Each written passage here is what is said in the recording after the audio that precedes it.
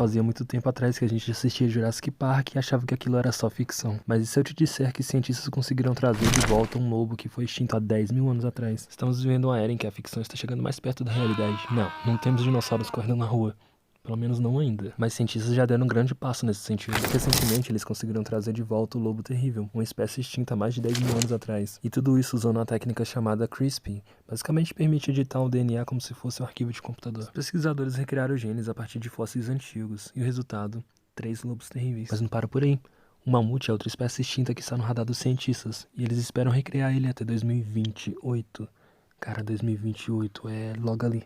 Outra espécie no radar também é o tigre da Tasmânia, que foi extinto há menos de um século, e o famoso Dodô, o pássaro que virou símbolo da extinção. E agora eu quero saber de você. Se você pudesse escolher uma espécie para voltar, qual espécie você escolheria? Comente aqui embaixo que eu vou estar lendo de todo mundo.